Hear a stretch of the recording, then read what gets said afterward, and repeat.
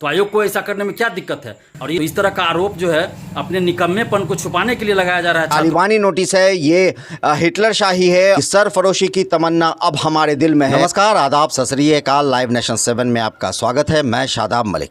3 सितंबर 2021 को बिहार एसएससी ने एक नोटिस जारी किया, और नोटिस जारी क्या किया कि बल्कि एक तरह से कहा जाए तो अभ्यर्थियों को यानी कि छात्रों को सीधा सीधा धमकी दे डाली है। और धमकी में ये ख़ास तौर से कहा है कि जो इंटर स्तरीय जो अभ्यर्थी थे जिन्होंने 31 अगस्त को बीएसएससी के बाहर प्रदर्शन किया था, धरना दिया था, उन्हें चेतावनी दी है और उन्हें एक तरह से ये नोटिस जारी किया है कि अगर इस तरह वो धरना प्रदर्शन करते हैं या कोई भी ऐसा काम करते हैं तो उन पर एफआईआर किया जाएगा, उन पर पुलिस पर द्वारा कार्रवाई की जाएगी। तो ये एक धमकी छात्रों को थी, जिसका जवाब छात्रों के नेता दिलीप कुमार ने दिया है। और उन्होंने साफ तौर से कहा कि वो नहीं डरते और ना ही छात्र ने कभी जेल जाने से डरना सीखा है। तो इसे लेकर उन्होंने क्या कुछ कहा है, आप खुद सुनिए।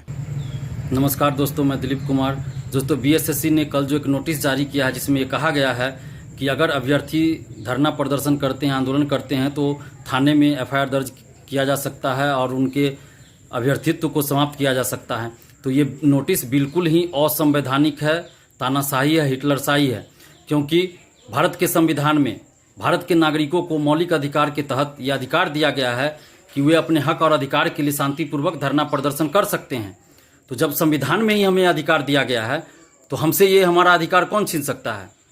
किसमें इतनी हिम्मत है कि हमसे हमारा मौलिक अधिकार छीन सके? तो ये मौलिक अधिकारों का हनन करने वाला आदेश है, ये नोटिस है, और संविधान के खिलाफ जाके ये नोटिस जारी किया गया है। तो हम लोग इस नोटिस को नहीं मानते, क्योंकि हम लोग संविधान को मानने वाले लोग हैं। और ये सिर्फ और सिर्फ छात्रों को डराने के लिए किया गया है, ताकि छात्र आगे से आंदोलन न करे और बीएसएससी अपनी मनमानी करे, गुंडागर्दी करे और आराम से ये लोग धांधली कर सके, ताकि फाइनल रिजल्ट के बाद छात्र डर से आंदोलन न करे। इसलिए ये नोटिस जारी किया गया है। और छात्र जो डिमांड कर रहे हैं, तो कहीं से भी छात्रों का डिमांड गलत नहीं है। छात्र यही डिमांड कर रहे हैं कि 7 साल पहले की वैकेंसी है, तो इस वैकेंसी में एक भी सीट खाली नहीं रहनी चाहिए। क्योंकि इन 7 सालों में ऐसे हजारों लोग हैं जो कहीं ना कहीं जॉब में चले गए हैं। तो उन लोगों को अगर अच्छा पद यहाँ नहीं मिलता है तो यहाँ ज्वाइन नहीं करेंगे बीएसएससी के थ्रू, तो ऐसी परिस्थिति में सीट खाली रह जाएगी। और दूसरी तरफ 2016 में जब दोबारा फॉर्म भरने के लिए लिंक ओपन किया गया, तो उसमें भी ऐसे हजारों लोग थे जो फॉर्म भरने के लिए योग्य नहीं थे, फिर भी उन लोगों ने फॉर्म भर दिया था और वो लोग यहाँ तक पहुँच चुके हैं। तो ये लोग या तो काउंसलिंग में जाएंगे नहीं, या काउंसलिंग में जाते भी हैं तो काउंसलिंग के बाद बाहर हो जाएंगे। तो ऐसी परिस्थिति में भी सीट खाली रह जाएगी। तो इसलिए परीक्षार्थियों को ये डर है कि सीट खाली न रह जाए, इसलिए ये लोग डिमांड कर रहे हैं कि सीट से कम 2 से 2.5 गुना ज़्यादा परीक्षार्थियों को काउंसलिंग में बुलाया जाए, ताकि सीट खाली न रहे। ये 7 साल पहले की वैकेंसी है। इस दरमियान इन 7 सालों में बहुत सारे ऐसे परीक्षार्थी हैं जिनकी उम्र समाप्त हो चुकी है, वो सरकारी जॉब के लिए कहीं आवेदन भी नहीं दे सकते हैं। ऐसे बहुत सारे लोग हैं जो शादीशुदा हो गए, बाल बच्चेदार हो गए, तो उनके भरण पोषण का, जीवन यापन का सवाल है। अगर एक सीट खाली रह जाए और यहाँ एक अभ्यर्थी जो है बेरोजगार घूमे तो ये बिल्कुल ही गलत होगा। तो यहाँ पे हजारों सीट खाली रहने का अंदेशा है, डर है। इसलिए परीक्षार्थी ये डिमांड कर रहे हैं कि सीट से कम 2 से 2.5 गुना ज़्यादा परीक्षार्थियों को काउंसलिंग के लिए बुलाया जाए, ताकि सीट खाली न रहे। तो आयोग को ऐसा करने में क्या दिक्कत है? और ये जो कहा जा रहा है कि सरकारी काम में बाधा उत्पन्न हो रहा है, ऑफिस के कार्य में बाधा उत्पन्न हो रहा है, तो जब भी बीएसएससी के छात्र आंदोलन कर रहे हैं तो वो बीएसएससी ऑफिस के अंदर नहीं कर रहे हैं, वो बीएसएससी ऑफिस के बाहर प्रदर्शन कर रहे हैं, और वो लोग सड़क भी जाम नहीं कर रहे हैं। तो इस तरह का आरोप जो है अपने निकम्मेपन को छुपाने के लिए लगाया जा रहा है छात्रों पे। और छात्रों का जो आंदोलन होता है उसमें सिर्फ यही बात रहती है कि छात्र जो है अपनी बातों को सचिव और अध्यक्ष महोदय के समक्ष रख सके। लेकिन कभी भी उन लोगों ने सड़क जाम नहीं किया है या ऑफिस के काम में बाधा उत्पन्न नहीं किया है। और 7 साल से ये लोग क्या कर रहे हैं? और एक दिन आंदोलन होता है, 1-1.5 घंटा के लिए 3 लोग का कार्य बाधित हो जाता है, जबकि ये लोग ऑफिस में तालाबंदी भी नहीं करते हैं, गेट भी बंद नहीं करवाते हैं, फिर भी ये लोग आरोप लगा रहे हैं छात्रों पे। तो ये बिल्कुल ही गलत है और सिर्फ ये छात्रों की एकता को तोड़ने के लिए किया गया है, छात्रों को डराने के लिए किया गया है। तो हम बता दें बीएसएससी के सचिव और अध्यक्ष महोदय को कि बिहार का जो छात्र है वो कभी डरने वाला नहीं है। आप बिहार के छात्र आंदोलन का देख लीजिए, आज़ादी से पहले भारत छोड़ो आंदोलन में कि छात्रों की क्या भूमिका थी, और आज़ादी के बाद भी जेपी आंदोलन को याद कर लीजिए कि बिहार के छात्रों की क्या भूमिका रही है। तो बिहार का छात्र सिर्फ इतिहास पढ़ता नहीं है, बल्कि बिहार के छात्र इतिहास रचते भी हैं, इतिहास बनाते भी हैं। तो इसलिए बिहार के छात्रों को डराने की कोशिश ना करें। और ये जो कहा जा रहा है कि कुछ असामाजिक तत्व और अभ्यर्थी जो है सोशल साइट पे आयोग के खिलाफ कुछ अनर्गल बातें करते हैं या भ्रामक सूचनाएं फॉरवर्ड करते हैं, तो हम भी चाहते हैं कि अगर कोई भ्रामक खबरें चलाता है, भ्रामक खबरें छापता है या अफवाह फैलाता है तो उस पर सख्त से सख्त कानूनी कार्रवाई होनी चाहिए। हम भी चाहते हैं, ऐसा है हिम्मत बीएसएससी के अध्यक्ष और सचिव में तो करे कार्रवाई, और सबसे पहले बीएसएससी के सचिव पे ही कार्रवाई होनी चाहिए, क्योंकि बीएसएससी के सचिव 2016 से हर महीने अखबारों में ये छपाते हैं कि अगले महीने बीएसएससी सीजीएल 3 की वैकेंसी आ जाएगी, लेकिन आज तक वो वैकेंसी नहीं आई। इस साल भी आप देखिए, जनवरी प्रथम सप्ताह में कहा गया कि जनवरी अंत तक बीएसएससी सीजीएल 3 की वैकेंसी आएगी, फिर फरवरी प्रथम सप्ताह में कहा गया कि फरवरी अंत तक वैकेंसी आएगी। इस सिलसिला चलता रहा, और जून में भी कहा गया प्रथम सप्ताह में कि जून अंत तक वैकेंसी आएगी, फिर कहा गया कि जुलाई प्रथम सप्ताह में वैकेंसी आएगी, फिर जुलाई प्रथम सप्ताह में कहा गया कि 2-3 दिन में वैकेंसी आएगी, लेकिन आज तक कोई वैकेंसी नहीं आई है। और 7 साल से ये बीएसएससी प्रथम इंटर स्तरीय को पूरा नहीं कर पाए हैं। और दूसरी तरफ अखबारों में ये छपा के लाखों छात्र युवाओं को मानसिक रूप से प्रताड़ित कर रहे हैं कि अगले महीना वैकेंसी आएगी, आज तक ये वैकेंसी नहीं आई। तो बीएसएससी पे और बीएसएससी के सचिव पे 2-2 करोड़ रुपए के मानहानि का मुकदमा होना चाहिए, और मानसिक रूप से बिहार के लाखों छात्र छात्राओं को प्रताड़ित करने का मुकदमा दर्ज होना चाहिए। और हम चाहते हैं कि अगर कोई पटना हाईकोर्ट के वकील हैं जो छात्रों के हित की लड़ाई में साथ देना चाहते हैं तो हमसे संपर्क कीजिए। हम बीएसएससी के सचिव, अध्यक्ष और नीतीश कुमार पे भी मानहानि का मुकदमा और मानसिक रूप से प्रताड़ित करने का मुकदमा दर्ज करना चाहते हैं। आप लोग हमारा साथ दीजिए। हमारा मोबाइल नंबर है 7282005656।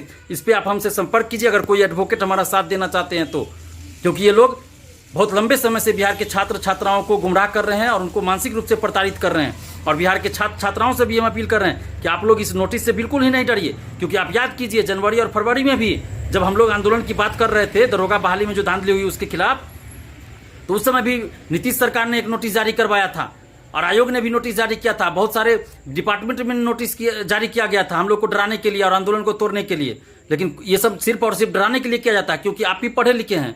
आप खुद सोचिए कि भारत के संविधान में जब मौलिक अधिकार में ही ये दिया गया है हम लोग को अधिकार कि शांतिपूर्वक धरना प्रदर्शन कर सकते हैं, तो फिर बीएसएससी का सचिव और अध्यक्ष क्या संविधान से ऊपर है? संविधान में जब हमारा अधिकार दिया गया है तो फिर हमसे हमारा अधिकार कौन छीन सकता है? और बीएसएससी का सचिव और अध्यक्ष हम संविधान के खिलाफ जाके नोटिस जारी करते हैं और हम लोग उस नोटिस को मान लेंगे?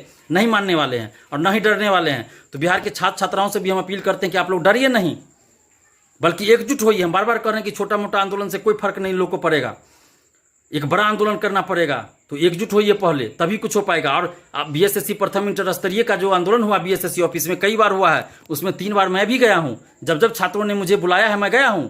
और 31 अगस्त को मैं इसलिए नहीं गया क्योंकि बहुत सारे छात्र बुला रहे थे मुझे कि आइए, लेकिन कुछ छात्र मुझे फ़ोन करके और व्हाट्सएप पे मैसेज करके बोल रहे थे कि दिलीप जी आप नहीं आइए, आप फेसबुक पे भी मत लिखिए, क्योंकि आप जब आपका नाम आता है, आप आते हैं आंदोलन में तो पहले से ही पुलिस फोर्स भर दिया जाता है, तो इसलिए आप नहीं आइए, हम लोग को दिक्कत हो सकता है।